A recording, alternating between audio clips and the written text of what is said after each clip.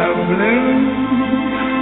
Smoke signals sa buhay, tila usok, may pinanggagalingan, may dahilan. Ang ating mga gunitain, ang ating mga pangarapin, ang ating mga pangamba ay mauugat natin sa ating sarili. Narito ang Smoke Signals, tulong sa iyo para sa isang makabuluhan, makahulugang perspektibo sa buhay. Smoke Signals.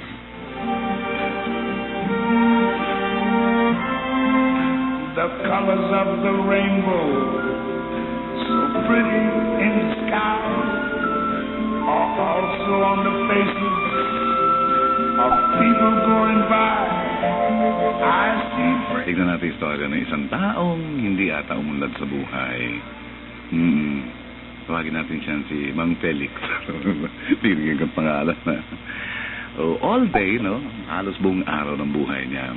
Laging nakaupo yan sa isang kahoy na bench, no?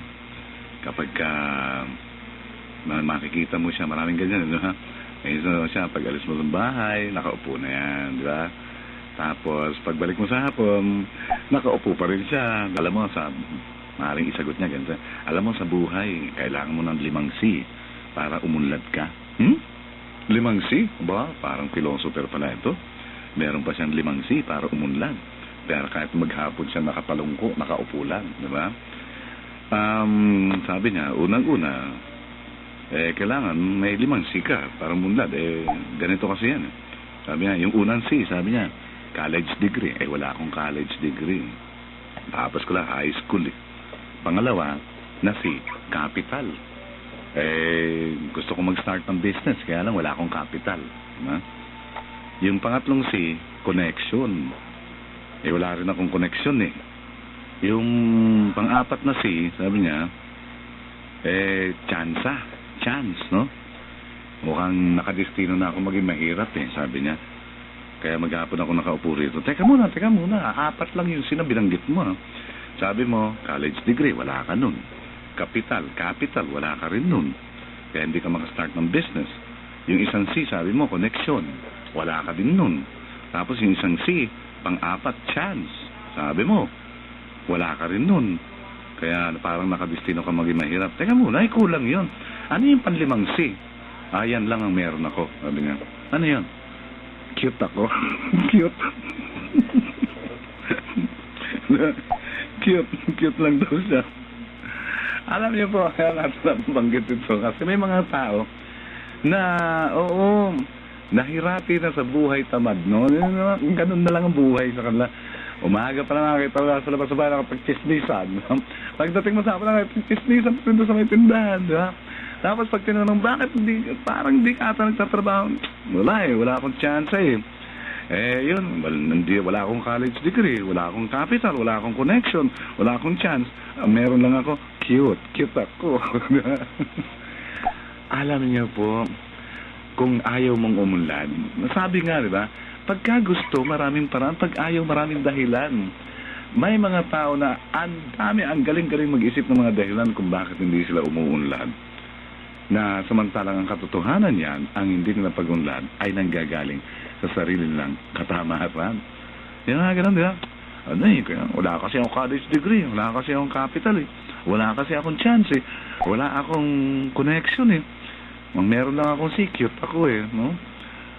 Cute. Pagka ganun ng tao, talaga mahirapan pong umunlad. Kapag ugali po natin, maghanap ng mga dahilan kung bakit hindi tayo umuunlad. Imbis na maghanap tayo ng dahilan kung paano tayo uunlad, mananatili po tayo sa isang kalagayan ng pagdarahok, no? Mananatili tayo sa isang sitwasyon na, alam mo, kahit ikaw naiiyak ka sa sarili mo, di ba? Bakit?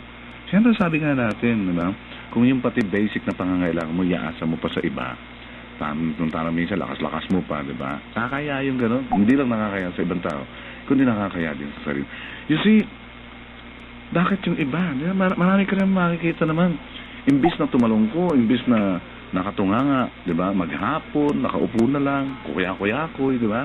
Taas-taas na lang pa. Pero ikaw nakakakita ka ng kahit na may edad na, di ba? Oo nga, wala po akong college degree, wala po akong connection, maliit lang ang kapital ko.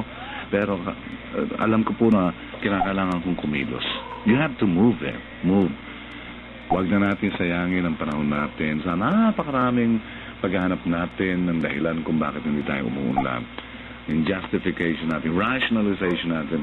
No amount of rationalization, no amount of excuses, kahit na gaano karami pang excuse mo sa buhay, ang maaring magsabi sa iyo, di ba? O maaring magbigay sa iyo ng katotohanan ng pag-unlad. Kailangan kumilos ka. O hindi pwede pa cute-cute ka lang. Hindi pwede pa cute-cute ka lang, ha? Okay? Tama ka dyan. Hindi dapat justify, Queen, yung pagiging walang trabaho. Kasi nakakakita pa rin tayo ng mga tao na hindi mataas ang pinag-aralan, iba nga, hindi ka nakatapos ng high school, hindi ka nakatapos ng elementary, pero nagsusumikap sila, nakikita mo sila, hindi mo sila tumutunga nga. Diba? Kaya kung kayo po ay nagtataka, bakit kaya hindi ako yumayaman? Bakit kaya hindi ako umuunlad? Para wala naman akong ginagawa masama. Pero wala kang ginagawa mabuti. Nakatunganga ka. Madami, tama ka dyan, sister. Madaming pwedeng gawin. Dapat maparaan ka sa buhay. Creative ka. Creative ka. Kita mo yung iba, di ba? Kahit magtinda ng fishball, kikiam, maliliit na trabaho, pero di ba nakapaglalagay ito ng pagkain sa kanilang hapagkainan. Yung iba, imbis na tumunganga, di ba?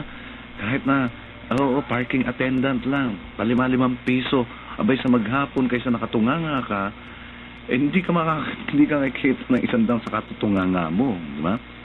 Sakit po naman sila, katutunganga. Hindi, pero ang sinasabi ko lang po yung mga retired, okay na yun. Ano na yan eh. Kaya naman kayo tinawag na retired, siyempre trabaho na kayo. Ang sinasabi ko po, ay yung mga tao na nagtataka sila kung bakit hindi umuunlad ang buhay nila, samantalang ang sagot ay kitang-kita naman na. Ano ang sagot? Bakit hindi umuunlad ang buhay? Kasi nakatunganga ka. Naghihintay. Huwag kang maghintay. Ikaw ang maging maparaan. Gumawa ka ng paraan. Basta mabuting para maraming paraan na mabubuti. Para kumita at ang bawat araw mo productive. Hindi pwedeng pa-cute-cute lang. I watched them grow. They learned much more than I never knew. And I think to myself,